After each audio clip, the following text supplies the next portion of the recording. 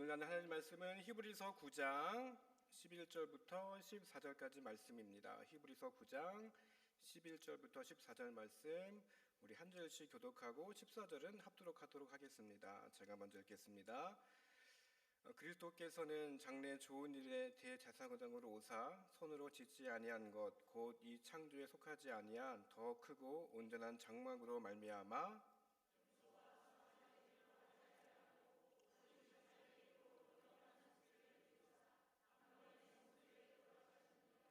염소와 황소의 피와 및 암송아지의 죄를 부정한 자에게 뿌려 그 육체를 정결하게 하여 거룩하게 하거든 하물며 영원하신 성령으로 말미암아 흠없는 자기를 하나님께 드린 그리스도의 피가 어찌 너의 양심을 죽은 행실에서 깨끗하게 하고 살아계신 하나님을 섬기게 하지 못하겠느냐.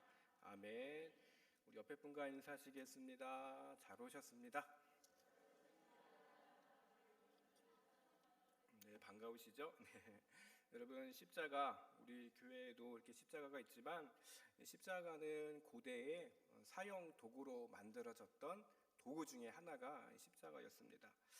페르시아에서 먼저 사용을 했고 이제 로마 시대에 이게 더욱 이게 체계화돼 가지고 이 반란자나 노예를 처단하던 사형의 도구가 십자가입니다. 그런데 여러분, 이 십자가가 지금은 우리 기독교의 중심으로 서 있습니다. 우리 교회의 상징도 뭐죠? 십자가. 교회하면 십자가, 그 상징이 되었습니다. 왜 십자가인가? 이 십자가에서 이루어진 일이요, 오늘 우리에게도 중요한 사건이기 때문에 십자가는 우리에게 중요한 상징성이 있습니다. 여러분, 십자가에서 어떤 일이 벌어졌습니까? 성경에 보시면 잘 아시죠? 맞아요. 하나님의 아들 예수 그리스도께서 그 죄 없는 예수님이 우리의 죄, 내 죄, 여러분의 죄를 대신 지시고 십자가에서 피 흘려 죽으셨습니다. 성경에서는 단순히 예수님이 죽으셨다 그렇게 표현하는 것이 아니라 앞에 피 흘려 죽으셨다 그렇게 말씀하며 강조하고 있습니다. 다 이유가 있습니다. 우리가 읽진 않았지만 히브리서 9장 22절에 보시면 이렇게 말씀합니다. 율법을 따라 거의 모든 물건이 피로써 정결하게 되나니 피 흘림이 없은즉 사함이 없느니라. 그렇게 말씀합니다. 피 흘림이 죄 사함과 연결이 됩니다. 이것이 하나님의 법입니다. 누군가가 죄를 지으면 그 죄를 대신해서 피를 흘려야 해요. 그래야 그 죄가 용서되고 죄를 지으면 그 죄값을 반드시 치러야 하는 것이 바로 하나님의 법이었습니다. 여러분들 잘 아시겠지만 구약시대 어떻습니까? 죄인이 자신의 죄를 사함받기 위해서 성전에 가서 제물을 바쳤죠. 소나 양을 바쳐서 자신의 죄에 대해서 씻음을 받았습니다. 그것이 그 당시 하나님의 법이었습니다. 여러분, 구약시대의 죄인이 사함을 받기 위해서 여러분 제단에 올라가야 했습니다. 여러분, 이것이 바로 짐승을 대신해서 내 죄를 대속받는 대속, 이 말을 여러분들 많이 들어보셨을 거예요. 이 대속의 사전적인 의미를 보니까 이렇게 정의합니다. 대속은 대신 값을 치러서 자유롭게 한다는 뜻을 가지고 있습니다.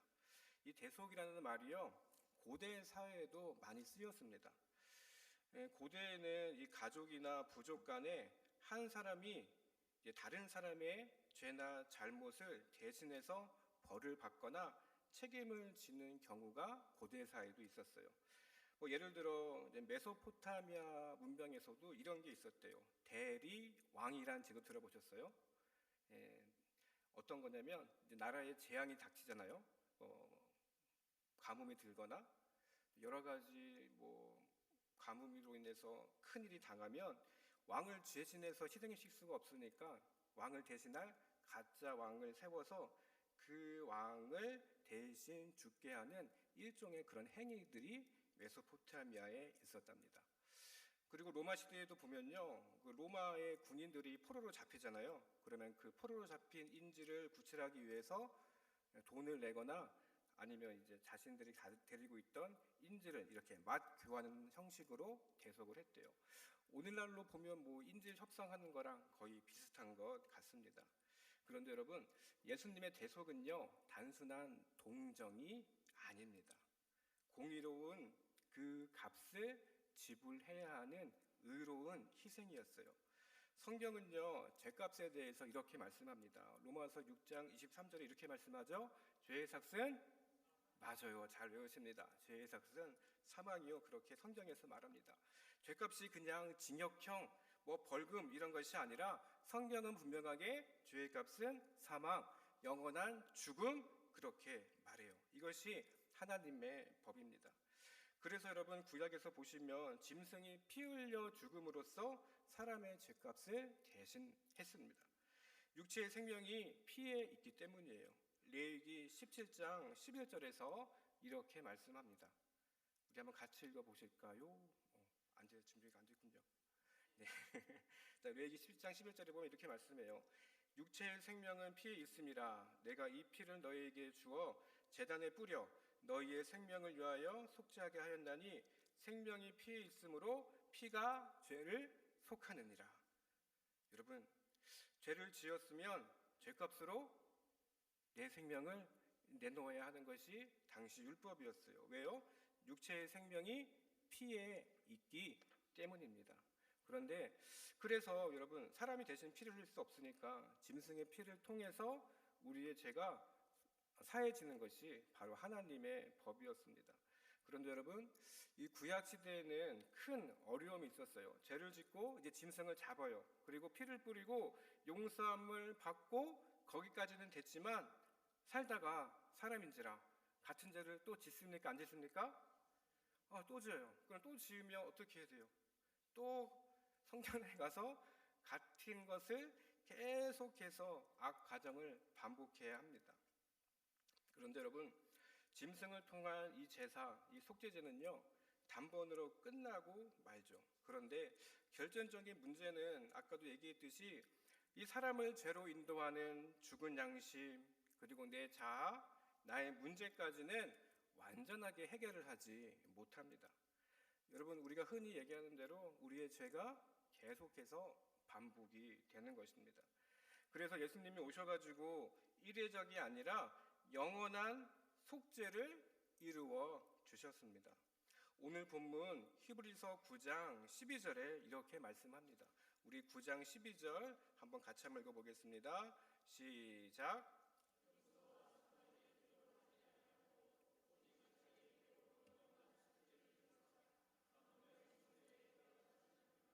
네, 예수님께서 하나님의 아들, 그 죄 없으신 그분이 나와 여러분들을 위해서 우리 죄를 대신해서 그 피를 흘려 죽으셨습니다.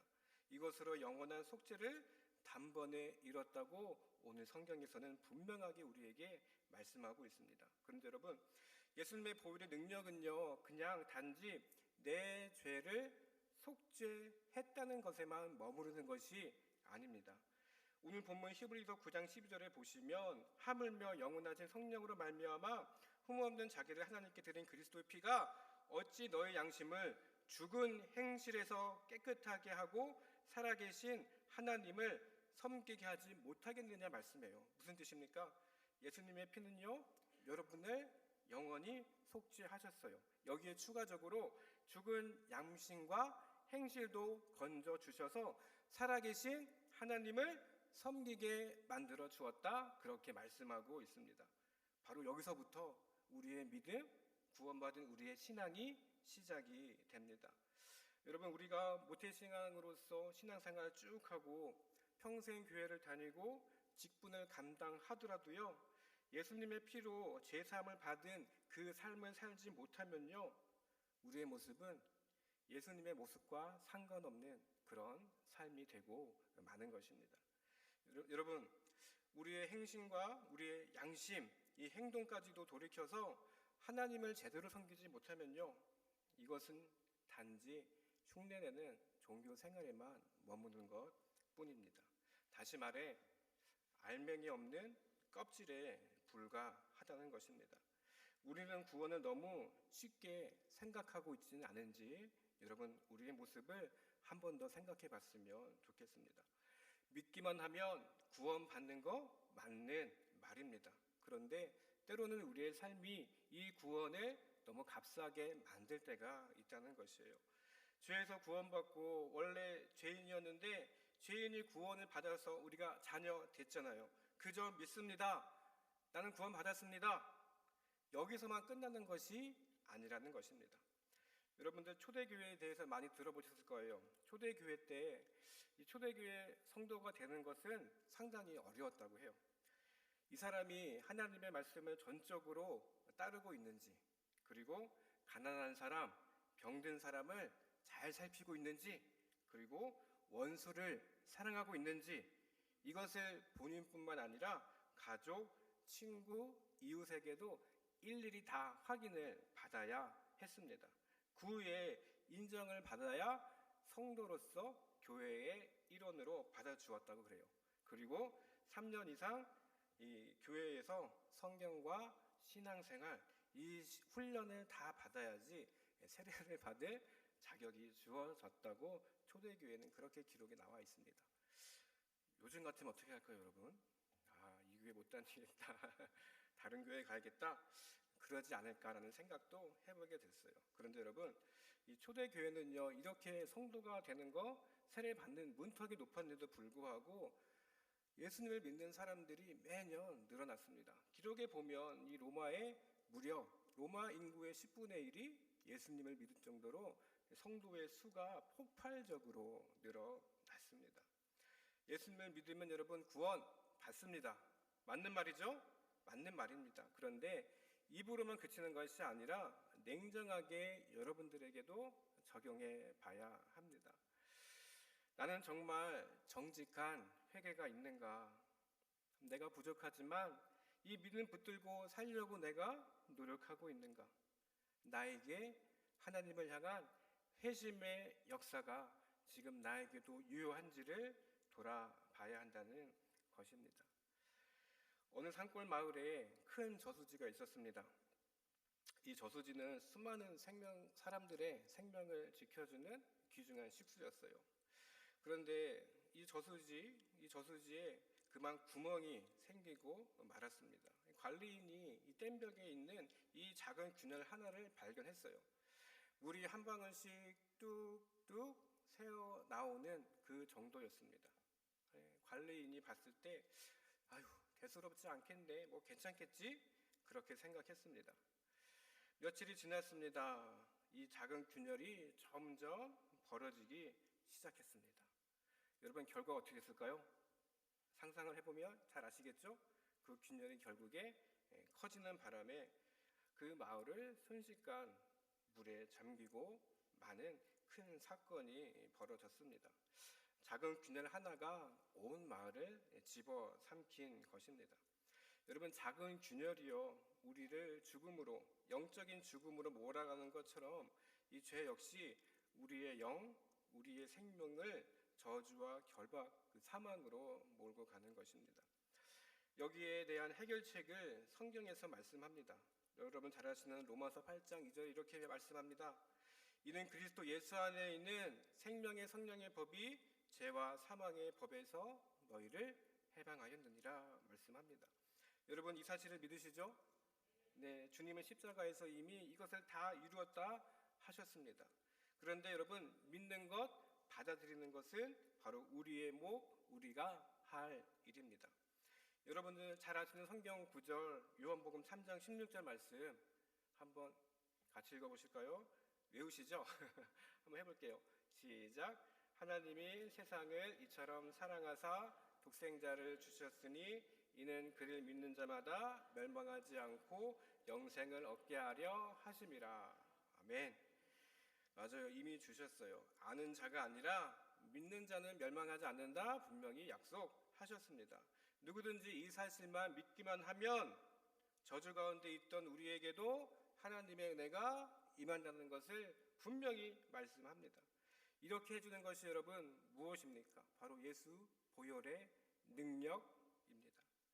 여러분, 사단은요 계속해서 우리를 정죄합니다. 우리의 과거를 들춰요. 하지만 우리는 주님의 보혈 때문에 이전 것은 지나갔습니다. 우리는 이미 하나님 앞에서 새로운 존재임을 믿으시기를 바랍니다. 여러분, 요한복음 3장 10절을 통해서 하나님이 여러분들을 얼마나 사랑하시는지 여러분 느껴지십니까? 하나님은 우리를 사랑하세요. 십자가 사건을 통해서 그 사랑을 확인하셨습니다. 이처럼 사랑하사 아들을 보내실 만큼 우리를 사랑하셨다는 것입니다. 이 사랑의 표현이 얼마나 커요. 여러분, 혹시 사랑의 표현을 해보셨습니까? 예, 연애 시절에 사랑의 표현도 많이 해보셨죠? 기억나세요?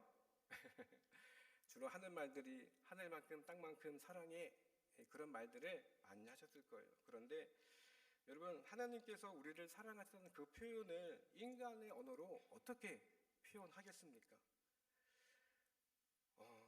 하나님의 사랑이 너무나 크기 때문에 인간의 언어로 표현한 것이 바로 독생자입니다. 여러분, 독생자 예수님 누구예요? 잘 아시는 대로 하나님과 긴밀히 연결된 분이십니다.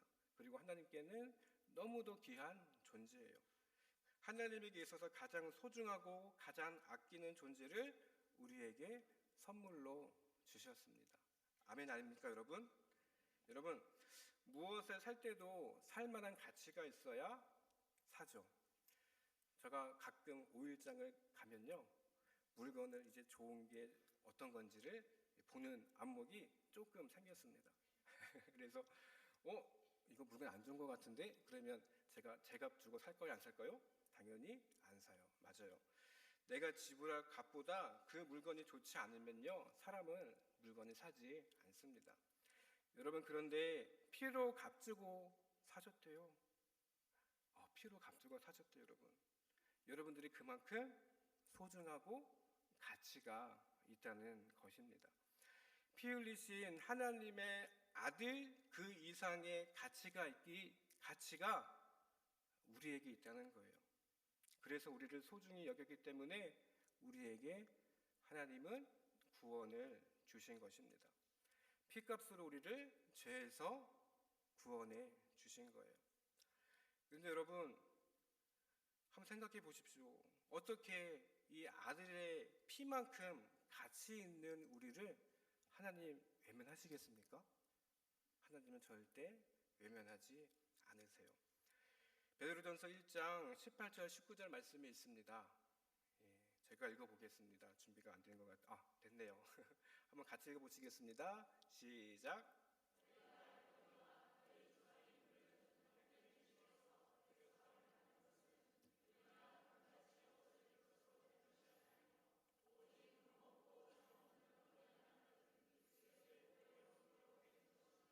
아멘. 우리가 받은 죄사함, 이것은요 은이나 금같이 없어질 것처럼 되는 것이 아니고 하나님의 아들 예수 그리스도 그 보배로운 피로 된 것이기 때문에 사라지지 않고 계속 지속되기 때문에 이것을 붙들라 성경은 오늘 말씀하고 있습니다. 여러분, 예수님의 보혈은요 오늘도 여전히 유효합니다. 예수님의 보혈 때문에 우리는 계속해서 주님 붙들고 우리의 죄 용서를 받을 수 있는 삶을 계속해서 살아갈 수가 있는 것이에요. 여러분, 혹시 요즘 계속 사시면서 속상하고 아픈 문제 가지고 아마 오늘 예배에 참석한 분들도 계실 겁니다. 여러분, 예수 그리스도의 이 십자가, 이 보혈, 그 은혜를 붙잡고 기도하시기를 바랍니다. 혹시나 저주와 결박에 매여서 무거운 영혼들이 혹시 있으십니까? 예수님의 십자가, 그 보혈의 십자가 앞에서 여러분들 기도하시기를 간절히 축원드립니다. 한 어린아이가 흰색 옷을 입고 놀이터에서 신나게 놀고 있었습니다. 그런데 땅에 넘어졌습니다. 그날따라 비가 많이 와서 땅은 진흙탕이었어요. 넘어졌으니까 흰 옷을 입었으니까 어떻게 했습니까? 온 옷이 진흙으로 더럽혀졌습니다. 아이가 울면서 엄마에게 달려갔어요. 엄마, 이 옷 다시 하얗게 만들 수 있어? 엄마가 아이를 안고 이렇게 얘기했습니다. 괜찮아. 내가 다시 씻어줄게. 너는 내 사랑하는 자녀니까. 여러분, 사랑하는 우리 주님께서 여러분과 함께 하십니다. 우리의 영혼이 죄로 더럽혀졌을 때 우리는 예수님의 보혈 앞에 나갈 수가 있어요. 왜요? 그 보혈만이 우리를 깨끗게 하실 수 있기 때문입니다. 말씀을 정리하겠습니다. 여러분, 한번 우리가 더 곰곰이 생각해 봤으면 좋겠습니다. 예수님의 피가 지금 나에게 어떠한 가치가 있습니까? 예수님의 보혈이 지금 나에게 어떤 능력으로 여러분 임하고 있습니까? 내가 예배 열심히 참석하지만 너무 피상적, 습관적으로 여겨진다면 아마 모든 시선이 그냥 나에게로만 집중된 것은 아닌지 한번 생각해 봤으면 좋겠습니다. 여러분, 내 생각, 내 처지, 내 중심에만 있으면요, 그냥 나만 보입니다. 예수님이 나를 위해서 하셨던 일은 전혀 눈에 들어오지 않습니다. 여러분, 정말 내가 구원받았습니다.